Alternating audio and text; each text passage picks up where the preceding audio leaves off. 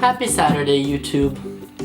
So this week is relationship week, and I thought I would share with you guys some of the tips and tricks I've learned over the years. Now this advice is meant for those looking for a long and healthy relationship. If you're one of those people who's not into that, then I'm not going to be covering you guys. Sorry. So just keep that in mind throughout the video, and enjoy! Lights, camera, action! So let's start at the beginning. Let's say you have a crush on somebody. Crushes can be some of the worst things that can ever happen to you if you treat them the wrong way. So when dealing with a crush, there are a few things that you should keep in mind. First of all, when people have a crush, they tend to warp their words. And that's because they're thinking too much into that other person, and that is something that you cannot do. The minute you think you have someone figured out is the minute you've made one of the dumbest mistakes anybody can ever make. Because people are so complicated, and you can never really know what they mean when they say stuff. For example, if someone texts you hey with 3 Y's, it doesn't mean that they like you, it means they texted you hey with 3 Y's. However, that was kind of a bad example because hey with 3 Y's is a pretty good indicator that they like you. But actually that applies to real relationships too. Don't read too far into people because it's so hard. You never really know a person that well. You may think you do, but you probably don't. Do you know how many bad relationships are put in jeopardy because somebody isn't using emojis? Speaking of texting, guys, this is mostly towards you. When you're in a relationship, the way you text is key.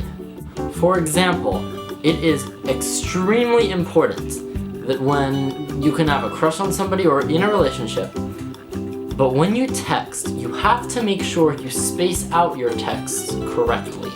What I mean by this is you can't wait too long to send a text, but you shouldn't respond immediately either. Because when you respond too fast, it looks like you're clingy, and that's not good. And when you wait too long, it looks like you don't care. Being able to give it that little bit of wait in between texts gives you a little sense of mystery, and also protects you from later on in the relationship when maybe you don't want to respond as quickly as possible. And trust me, having to respond to bae every single second of every single day does get a little old. Next, make sure that whoever you decide to go out with gives into the relationship as much as you do. You'll hear people saying, oh, a good couple does this, or a good couple does that. But actually, a good couple does whatever the heck both of them want to do. If you're the kind of person who hates to touch anybody else, then you should date someone with the same idea. It's perfectly fine if you go around pretending like you don't know each other. If that's what you guys are into, then perfect. And if you're a hugger, like me, you want someone that is also a hugger. And if you're a hugger like me, you need to make sure that you're grateful for everything that other person can do for you. Even if they're extremely tall and they're doing their best to try and give you the best hug possible, Angelica! That's why we don't date. In short, you just want someone who's willing to give the exact same percentage that you give into the relationship. If you want to give 100%, you need to find someone who also is willing to give 100%. If you're only willing to give 20%, they need to be willing to give about 20% too. I know that doesn't equal 100%, but you know what I mean. Also, and this is another big one, please do not get obsessed with anyone. And that goes for crushes or relationships. Don't get obsessed. You know you are obsessed with someone when they are all you ever think about, which sounds romantic at first, but when they are all you think about, there's a problem. 2. when you think you can't live without them. Spoiler alert, you can. When your friends start complaining that they're all you talk about. And friends, this is to you. Whenever you notice someone doing that, it's important to call them out on it. But Nick, what's the problem with being obsessed? It seems like so romantic to me. Well, I am glad you asked, my fine yellow friend, because while obsession does sound romantic, in real life it just messes you up as a person.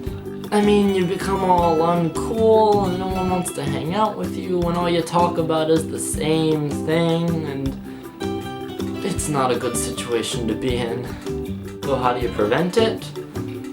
Well, it's kind of tough. What you're gonna have to do is sit yourself down in a place where you can think, just think it all through. Take this person and list off everything bad about them. It's kind of a hard process and it kind of hurts a little, but it's something that everyone should do to make sure they're doing what's best for themselves and for the other person.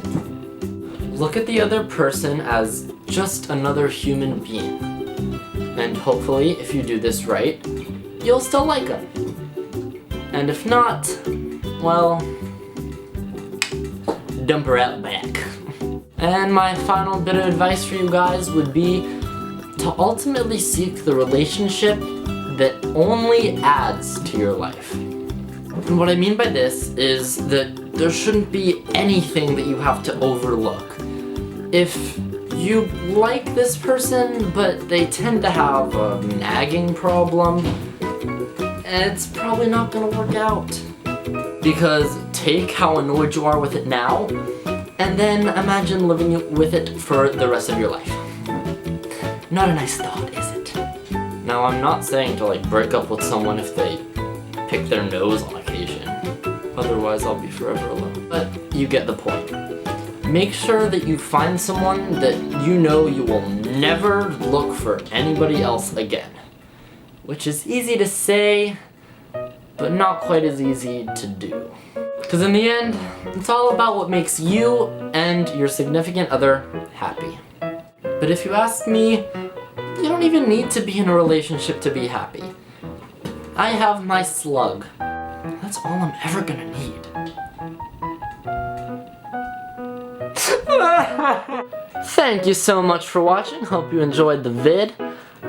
Please leave a like, comment below, and subscribe to Class Act. I am now on Vine, so please head on over there and follow me, because I need some followers. I hope you all are having a wonderful summer. I know I am. And I will see you next week. Until then, this is Captain Sluggy signing out. See you next slime.